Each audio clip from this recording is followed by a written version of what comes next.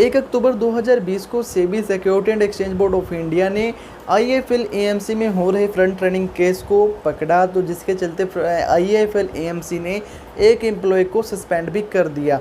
तो front running के बारे में आपको बता दूं, फ्रंट रनिंग देखिए वो होती है जब भी कोई बड़ा इन्वेस्टर या लार्ज इंस्टीट्यूशनल इन्वेस्टर किसी स्टॉक को बाय करने वाले होते हैं। फॉर एग्जांपल आईएफएल की कोई म्यूचुअल फंड की स्कीम है और उसके फंड मैनेजर हैं जो किसी स्टॉक को बाय करने वाले हैं, और कोई किसी इन्वेस्टर्स को उसके बारे में पता है, किसी भी ट्रेडर को उसके बारे में पता है कि ये स्टॉक जो है आज इस स्कीम के द्वारा बाय किया जाएगा, ये म्यूचुअल फंड बाय करने वाले हैं, लार्ज इन्वेस्टर बाय करने वाले हैं। तो उसके कुछ मिनट पहले ही 2-3-5 मिनट पहले ही कोई ट्रेडर उसमें अपनी पोजीशन बना लेता है, बाय कर लेता है, और जब वो लार्ज इंस्टीट्यूशनल इन्वेस्टर या कोई भी म्यूचुअल फंड उसको बाय करता है तो स्टॉक का प्राइस ऑटोमेटिकली अप चला जाता है, और जब स्टॉक का प्राइस हाई हो जाता है तो वो ट्रेडर वहाँ से प्रॉफिट बुक करके, जब प्राइस हाई हो जाता है वहाँ से एग्जिट कर देता है और अपना प्रॉफिट बुक कर लेता है।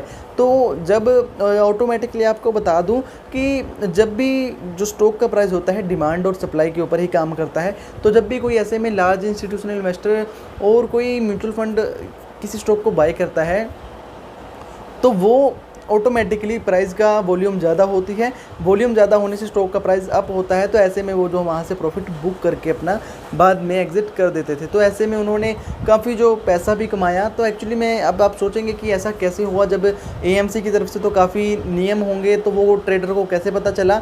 देखिए ट्रेडर था जो वो भी आईएफएल एएमसी में ही काम करते थे, जो कि डीलर थे। देखिए डीलर का क्या काम होता है, इक्विटी डीलर का, आज से 10-15 साल पहले अगर आप स्टॉक में काम करते हैं, स्टॉक मार्केट में काम करते हैं, तो ऑनलाइन तब कुछ नहीं था, ना ही हम ऑनलाइन मोबाइल से इन्वेस्टमेंट कर पाते थे। अब तो ऑनलाइन प्लेटफॉर्म भी हो गए हैं।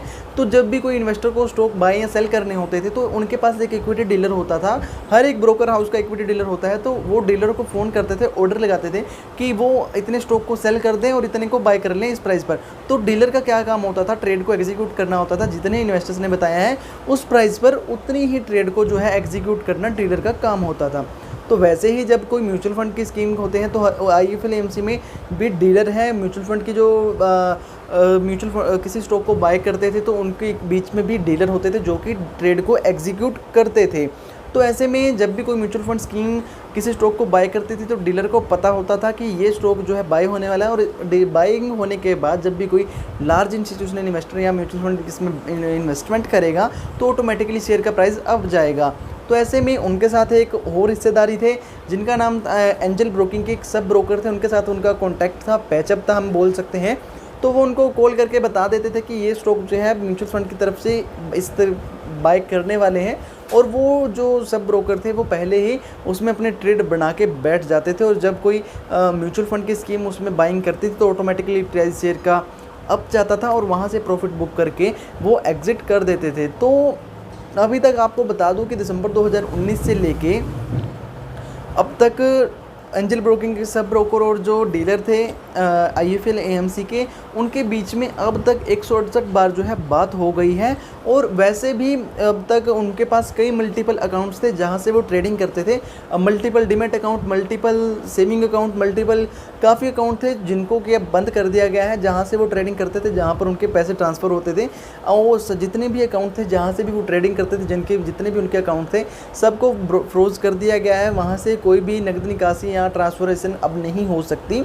और आपको बता दें कि ऐसे ही जब कोई म्यूचुअल फंड बाय सेलिंग करने वाला होता था किसी शेयर में, तो वैसे ही जैसे आपको बताया कि वो जो डीलर थे वो अपने एंजल ब्रोकिंग के सब ब्रोकर थे जो जिनके साथ पैचअप था उनका, वो उनको बोल देते थे कि अब इस शेयर में सेलिंग होने वाली है। तो जब शेयर की सेलिंग होने वाली होती थी तो ऑटोमेटिकली वॉल्यूम डाउन जाती थी, वॉल्यूम एक हाई डिमांड एंड सप्लाई होती थी, हाई नंबरिंग जो सेलिंग होती थी, तो ऑटोमेटिकली शेयर का प्राइस जो डाउन जाता था तो वहाँ से वो सेलिंग करके जब प्राइस का शेयर अप था वहाँ पर सेलिंग कर देते थे।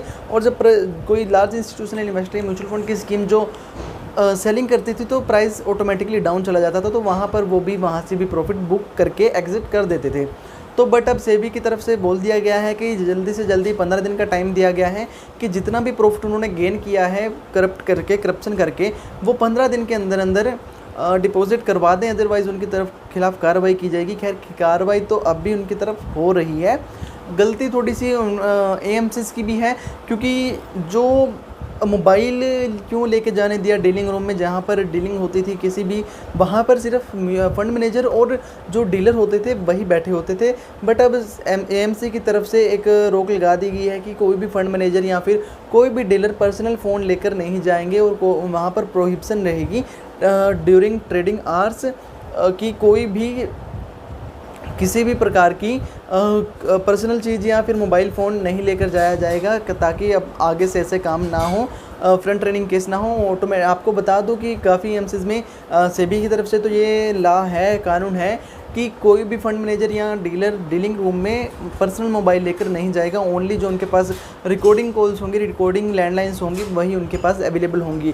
तो ऐसे में जो भी आईएफएल एमसी के जिन्होंने भी म्यूचुअल फंड की स्कीम्स में इन्वेस्टमेंट कर रखी है, इन्वेस्टर्स हैं, तो उनको कोई भी टेंशन लेने की नीड नहीं है। ये एक छोटा सा केस था जो कि सोल्व हो जाएगा। तो थोड़ी बहुत ही छोटी मोटी बातें ऐसी ऐसी चलती रहती हैं, आपको ज़्यादा टेंशन लेने की नीड नहीं है। आप अपनी सिर्फ इन्वेस्टमेंट की तरफ ध्यान दीजिए।